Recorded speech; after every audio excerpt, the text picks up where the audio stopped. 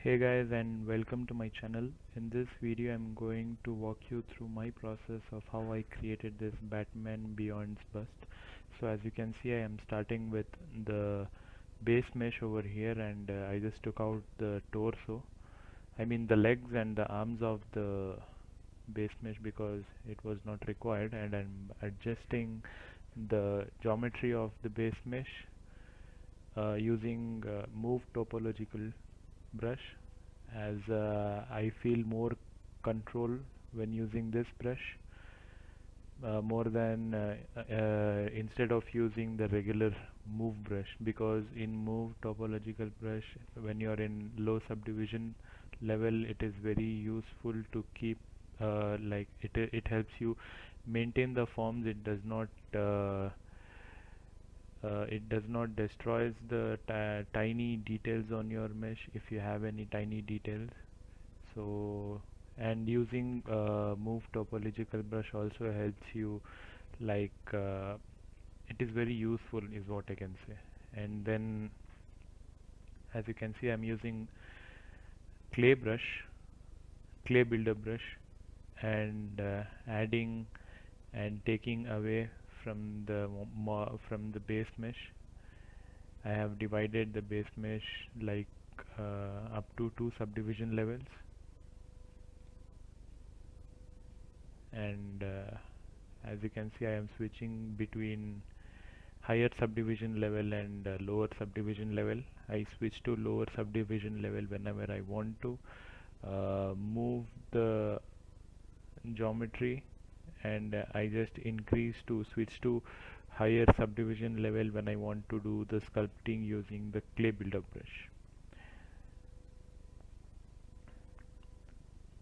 And during this I was referring to a lot of concepts I took from ArtStation, from Pinterest, and also I took some reference from Batman Beyond animated series too.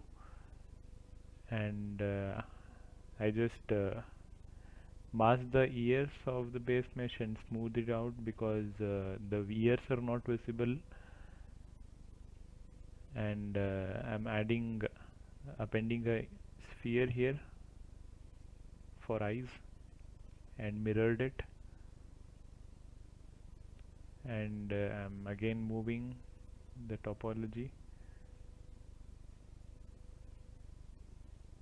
I always do my sculpting with multiple subdivision levels. I never do sculpting like using Dynamesh until and unless I'm confident that I don't require, or I feel like I don't have to do major changes in the mesh, like moving major parts of the mesh. I'm adding anatomical features on the face. As you can see, I'm giving it a more like a grumpy look to him, make him look like he's angry.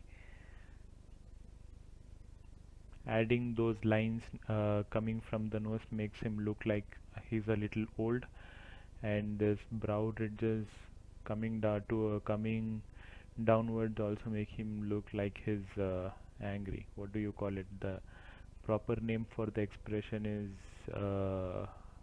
grumpy, I think, not frowning, grumpy. So I'm just smoothing out the chest muscles.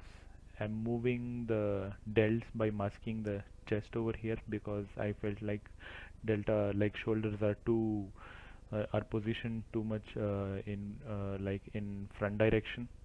So I moved them a little bit behind, and again I'm adding this muscles. I'm not able to recall the muscles name, but they usually they help in turning your head.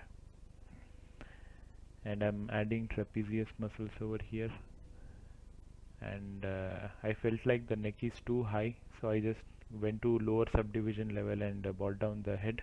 As you can see, working in low multiple subdivision levels helps you a lot.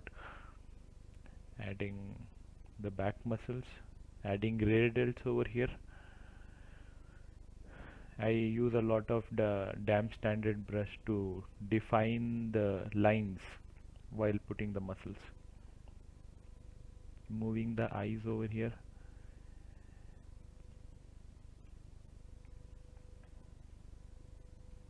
This eyelid is supposed to, the upper eyelid is supposed to to be, it's supposed to be thicker than the lower eyelid, so that is what I did over there. Adding some stylized anatomy because it is a suit, as you can see. The Batman Beyond's suit is like Spider-Man suit. It is very tight, but it's not spandex as Spider-Man suit is.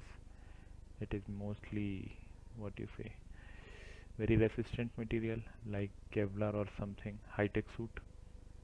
I just masked the part of the head and drew the ears using move brush with accurate curve turned on, because it helps you to like give it sharp, you can, when you pull the geometry, when accurate curve is turned on, the form comes very sharp.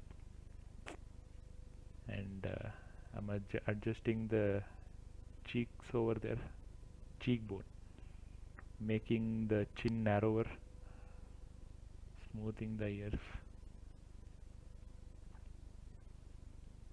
Now here, this is the stage where I dynamized the model, I think.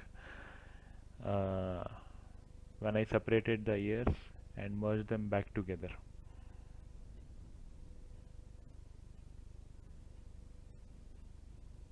Going back and forth in the undo history over here.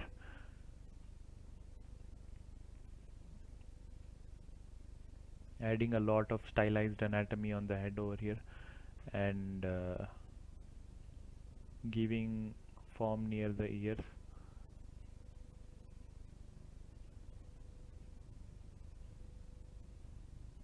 While doing this, I took a lot of references, a lot of concept images from Pinterest and ArtStation.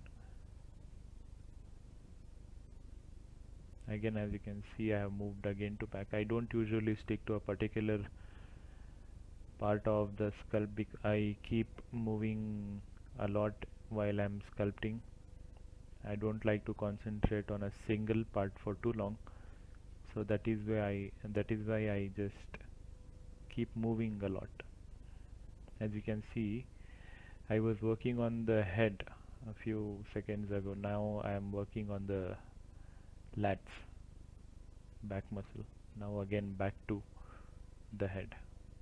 So whenever I go to a different part of the sculpt and come back to previous part of the sculpt, it helps me see where I'm missing something or where I have to make changes, make major changes.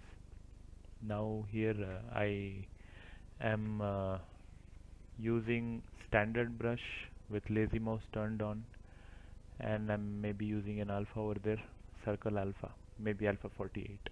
It usually loads with Zbrush. It's a startup element.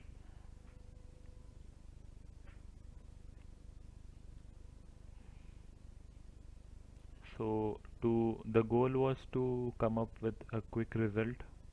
I did not want to concentrate a lot, as it was not a production model. It was like a portfolio piece where I can say this, it is a fan art basically. It's a fun project, and I just decided why not record it.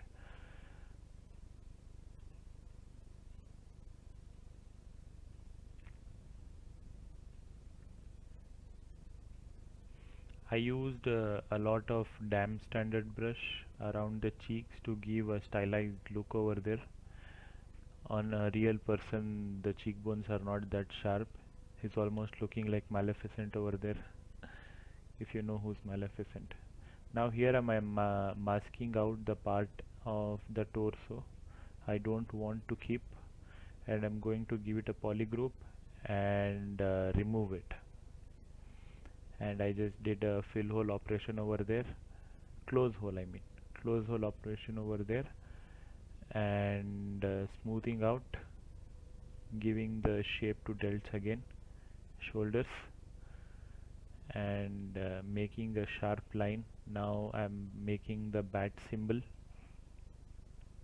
It was pretty easy, and this is my own bat symbol, you can't see it anywhere. I just made it out of thin air. Masking out, I'm going to give it a poly group and mask using the poly group and extrude it out.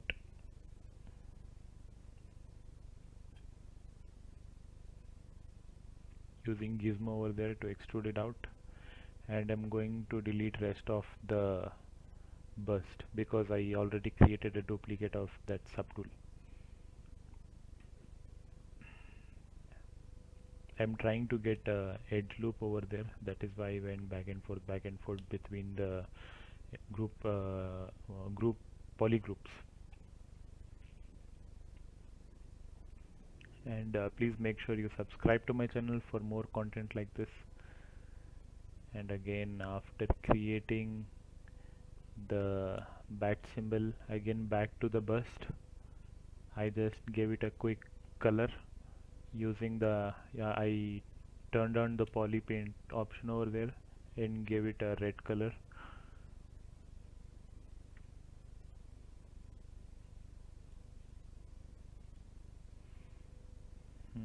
Now I'm just testing out designs,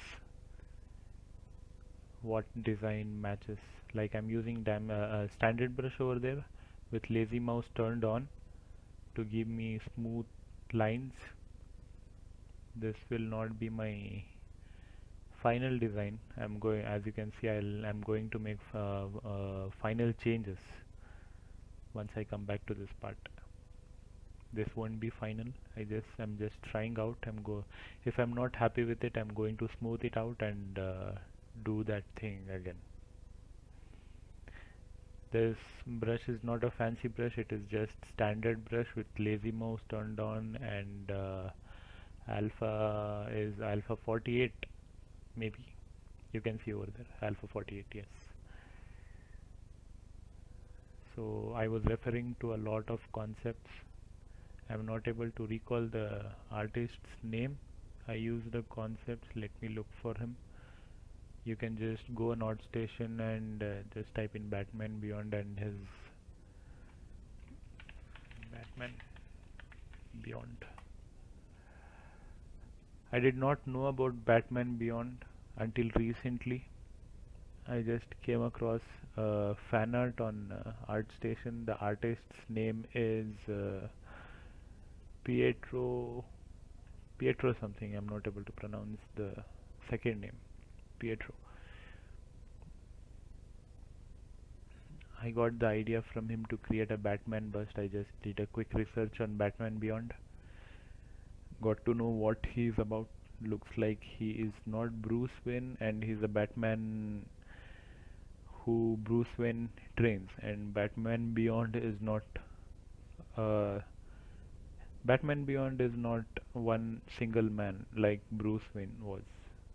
Batman Beyond, there are multiple Batmans like Robin, multiple Robins, and again here I'm using damn standard brush to create panels. I can say panels, I can call them panels maybe. It is a sci-fi. Until and unless it makes sense visually, I don't have to get too much into the technical aspect of the design, because most of the times the sci-fi elements are just there and people just tend to make sense out of them. But like designers like us, while designing it, we don't think about that a lot. Here I'm using surface noise. I'm giving it a basic noise over there to get a grainy look, and I'm just browsing through noise in the light box panel. If I just and here I'm masking out the chest. I'm going to extrude the chest panels over here, like chest armor or chest plate, you can say. I'll extrude it and extract it. I mean, not extrude, extract. I don't usually use extract option, but when I do, I just make sure it really works. Here I'm using clip curve brush, and again back to, as I said, I never stick to same part. I just extruded it and ran back to the head, again back to the chest. So I made two poly groups over there, and I deleted the right one because I will mirror it from left to right using the mirror object option in Z plugin. Here again I'm using this won't be the final surface. Maybe I'll have to, no, this is the final. Here I just gave subtle honeycomb surface. I used alpha over there to create that texture pattern, I mean, with UVs turned on. I save a lot in between the process.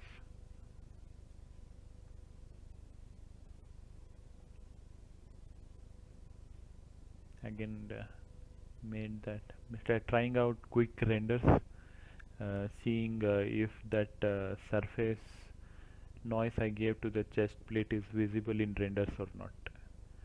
And this is the process, and you can see my quick renders I did using blender cycles.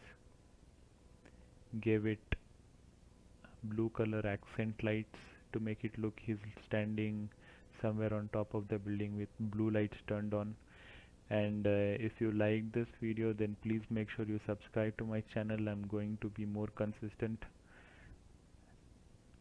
Thank you, and subscribe to my channel.